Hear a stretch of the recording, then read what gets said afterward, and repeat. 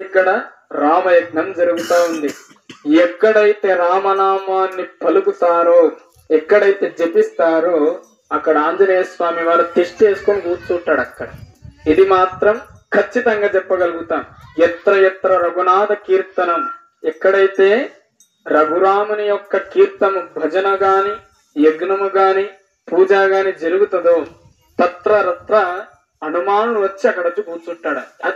క్షణకాలములో అట్లా నువ్వు తలిసినవా వచ్చి కూర్చుంటాడు. అది భక్తిలో ఉన్నటువంటిది. అంటే శ్రీకృష్ణ పరమాత్మ అందరికీ తెలుసు, మీకు తెలుసు కదా శ్రీకృష్ణుడు ఎలా ఉంటాడు. ఆయన శ్రీకృష్ణుడు ఎలా ఉంటాడండి? ఇలా ఫ్లూట్ పట్టుకొని ఉంటాడు, నెమిలి పింఛాన్ని పెట్టుకొని ఉంటాడు, అల్లరి పనులు చేస్తూ ఉంటాడు, ఎన్నెలు తింటా ఉంటాడు, చిలిపి చేష్టలు చేస్తూ ఉంటాడు, ఇక భామలతో ఆట ఆడుకుంటాడు శ్రీకృష్ణ పరమాత్మ. కానీ ఆయనను మనం దేవుడిగా ఎందుకు పూజిస్తాం? మనం అతి చిన్న తక్కువ వయస్సులో గోవర్ధన పర్వతాన్ని 7 రోజుల పాటు చిటికెన వేలు మీద ఉంచుకున్నాడు ఆయన. అది ప్రతి మనిషికి సాధ్యమవుతుందా? కాదు, అది భగవంతునికి మాత్రమే సాధ్యమవుతుంది.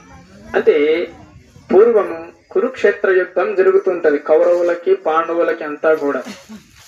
అలా జరుగుతుండగా ఇక పంచపాండవుల వైపు శ్రీకృష్ణ పరమాత్ముడు ఉన్నాడని చెప్పి దుర్యోధనుడు వాళ్ళు ఏం చేస్తారంటే చక్కగా మేళ తాళాలతో మంగళ వాద్యములతో మంచి బంగారు బిందెలు నీళ్లు తీసుకొని చక్కగా వస్తా ఉంటాడు. ఇక దుర్యోధనుడు వస్తే అప్పుడు అంటాడు ఏమని, వద్దురా నాయన, నీ ఆతిథ్యం నాకు అవసరం లేదా అంటాడు ఆయన శ్రీకృష్ణుల వారు. సరే కృష్ణ, మా ఇంటికి ఆతిథ్యం భోజనానికన్నా రండి అని అంటాడు శ్రీకృష్ణ పరమాత్మకి. అంటే దుర్యోధనుల వారు చక్కగా పెద్ద ఆసనంబులు వేసి పీటలు వేసి బంగారు పల్లెములు భోజనాలన్నీ ఏమైతే వండారో అవన్నీ కూడా అక్కడ కనిపిస్తా ఉంటవి. శ్రీకృష్ణునికి అవి చూస్తే నచ్చుతలే. ఇక వద్దురా నాయన, నీ ఆతిథ్యం, నీ తిండి అవసరం లేదు, నీ భోజనం అవసరం లేదు, నాకు వద్దు, నీ తిండి వద్దు, నేను విదురుడి ఇంటికి పోతా అని చెప్తాడు.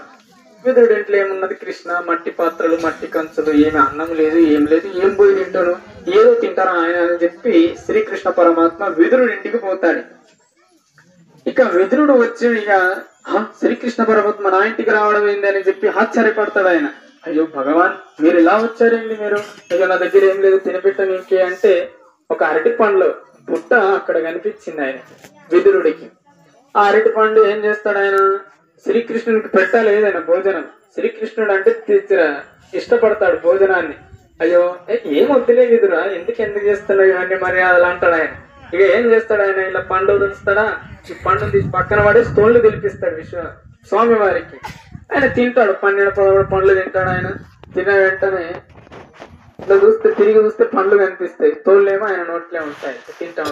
ఏంది కృష్ణ, నేను చెప్పొచ్చు కదా, నేను తోళ్ళు తినిపిస్తుంటే అండి, నువ్వు పండు ఇట్లా పాడేస్తున్నావు, నువ్వు తినిపిస్తున్నావు, నేను ఎలా అవుతాంటే చెప్పోయా అంటే ఇక్కడ ఏంటిది? ప్రేమ, భక్తి. మనకు కావలసింది భక్తితో స్వామిని వేడుకోవాలి గాని ఆడంబరాలు, డాంబికాలు, బంగారం ఇవన్నీ అవసరం లేదు. భక్తితో ఆయనను తలుచుకుంటే ఇక్కడనే ఉంటాడు.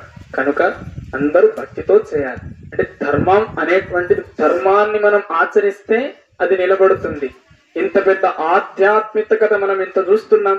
యజ్ఞాలు, పూజలు, కార్యక్రమాలు ఇంకెక్కడో చూస్తూ ఉంటాం. గొప్ప గొప్ప దీపోత్సవాలు, కోటి దీపోత్సవాలని.